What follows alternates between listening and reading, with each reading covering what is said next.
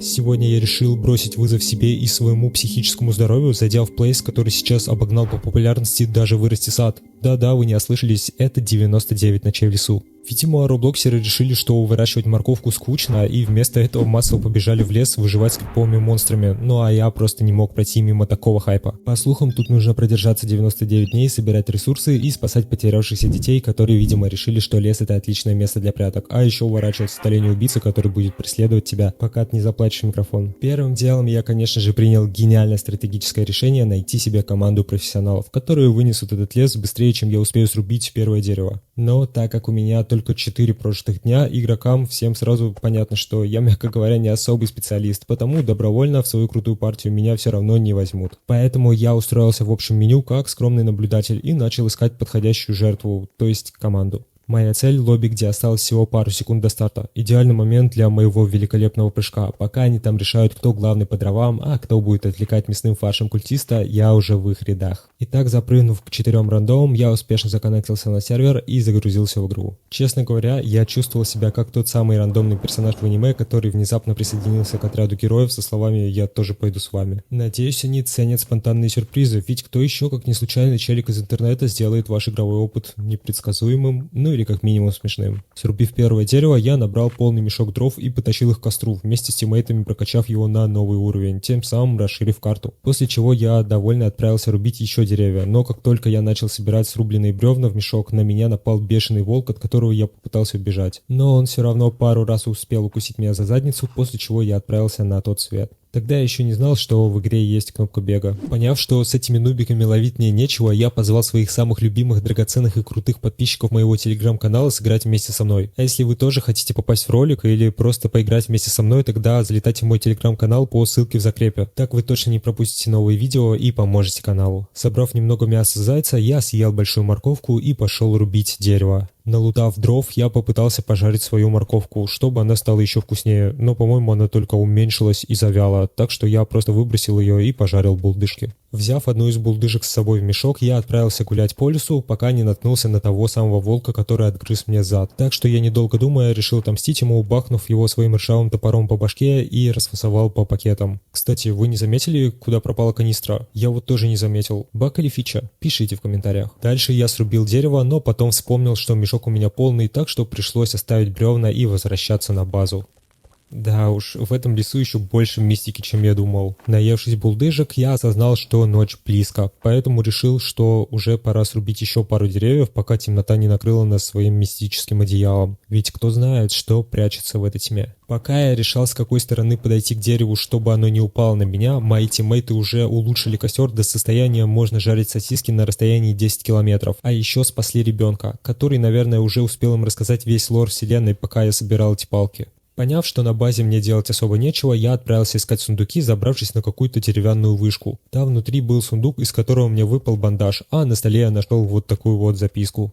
Затем начало светлеть, и я собрал немного монет и металла, а также я узнал, что второго микрочелика тоже уже спасли, так что теперь дни увеличиваются на 4. Засунув сломанный вентилятор в мешок, я решил еще порубить дров, так как мешок был заполнять больше особо нечем. А пока я добыл бревна, мои опытные товарищи уже спасли еще одного сопляжуя. Видимо, у них там соревнования, кто соберет больше детей, пока я собираю хлам. Опустошив свой деревянный мешок от хлама, я увидел, что к нам на базу пришел торговец, так что я быстро раздобыл кроличью лапу и побежал к нему быстрее, чем фанаты Влада Бумаги за новым мерчем на 1 сентября. Я решил взять хороший мешок, чем увеличил вместимость вещей до 15 предметов. Отправившись дальше гулять по лесу, неподалеку от базы я обнаружил хижину с кучей разбросанного мяса. Наверное, кто-то убил волка и забыл забрать лут. Чем я, конечно же, воспользовался, испытав свой новый мешок в деле. А рядом было еще мясо, так что я забил мешок почти на полную. Съев по пути пару морковок, я вернулся на базу и нажарил мясо своим товарищам, так как я все равно был сыт. Просто посмотрите, сколько здесь бандажей. Кажется, эти парни ограбили больницу. Дальше наступила ночь, и я решил, что прогуляться в полной темноте, очень далеко от базы, без оружия и фонаря – это вполне хорошая идея, так что я отправился, куда глаза глядят, и наткнулся на клетки с волками и культистами. Видимо, это зоопарк местного разлива. Конечно же, они всей дружной семьей погнались за мной, пока я растерянно пытался нащупать в кармане свой револьвер с 3 патронами. Одного волка мне все же удалось застрелить, а на культиста моих навыков стрельбы уже не хватило. Так что я принял гениальное решение, вместо того, чтобы бежать к базе, сражаться с ним дефолтным ржавым топором. Угадайте, кто победил.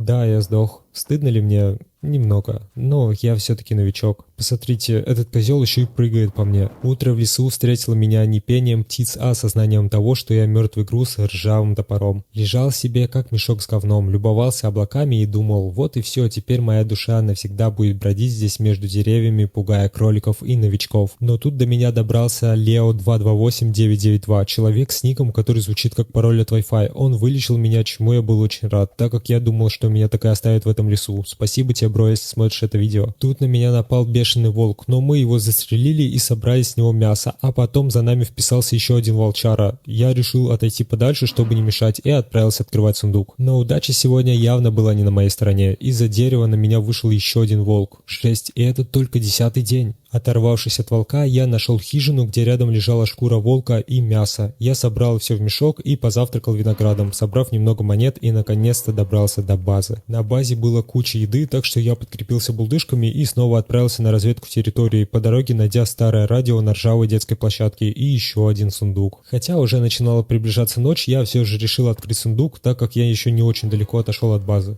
А пока я открываю сундук, хочу попросить вас подписаться на мой телеграм-канал и на канал на ютубе, конечно же, и поставить лайк, это очень поможет каналу. Ссылка в закрепе. Итак, из сундука я получил вот такое копье, но не успел я оглянуться, как на меня напали волки, так что пришлось срочно убегать на базу. По пути я немного заблудился, но потом решил убить бесящего волка и собрать еще немного еды. А пока я собирал волка, точнее то, что от него осталось в свой мешок, на меня напал дикий олень. Но я не растерялся, я решил показать ему, у кого тут большие яйца, так что достал свой черный ствол и направил прямо на него. От такого зрелища олень сразу обалдел и решил, что со мной лучше не связываться, а после пары выстрелов он вообще дал заднюю. Потом я добыл еще мясо с волка, и тут начался дождь. Я вернулся на базу и с радостью опустошил свой мешок с лутом прямо в костер.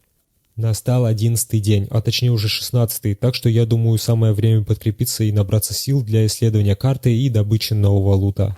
Наевшись мокрой морковки, я залез в рыбачью хижину, чтобы узнать, что там есть интересного, так как до этого туда ни разу не заходил. Внутри меня ждало 5 удочек, одну из которых я взял и пошел к столу, чтобы посмотреть, что она дает. Но я не особо разобрался, так как мне сказали, что нужно больше очков опыта. Выйдя на крыльцо, я все-таки решил половить рыбу. Там как раз в луже уже плавала одна селедка, которую я решил попытаться поймать. Закинув поплавок в лужу, я немного подождал, огляделся по сторонам, но пока ничего не происходило. И вот, наконец, я увидел знакомый интерфейс из игры «Симулятор рыбалки 2007» и сразу начал ловить рыбу. И проиграл. Ладно, еще одна попытка. О, получилось, смотрите, ребята, я поймал ее. Все, иди ко мне в мешок. Но вы думали, я не справлюсь? Ладно, давайте еще одну рыбу поймаем и пойдем. Могло быть и хуже, наверное. Дальше синий текст на экране сообщил мне, что сегодня ночью я буду атакован. А я вместо того, чтобы начать готовиться к битве, наелся винограда и побежал дальше путешествовать. А потом уже стемнело. И мне сообщили, что таинственная группа направляется к моему костру. Но я не растерялся, взял в руки копье и направился к базе. Когда я вернулся на базу, культистов еще не было, так что мы с тиммейтом залезли на полки и начали ждать, пока они выйдут из тьмы. Наконец из тьмы вылез один культист, и мы его застрелили. Затем из тьмы показалось еще двое культистов с топорами, и они погнались за моим тимом. Но я остался наверху полки, чтобы не мешать профессионалу играть. Затем я все-таки набрался смелости и слез с полки и побежал с копьем на двоих культистов, и наконец-то вдвоем мы их все-таки одолели. Я засунул 2 мертвых культистов в костер и наконец-то дожарил свою пойманную селедку и отправился колоть дерево, так как больше особо ночью было заняться нечем. А потом уже наступило утро и начал идти дождь. Наступил 22-й день моих невероятных приключений, так что я решил побаловать себя и обменять шкуру волка на новый топор для выживания. Скажу честно, мне не терпелось попробовать его в действии, так что я взял его в руку, съел винограда и отправился подальше в чащу, чтобы наколоть дров.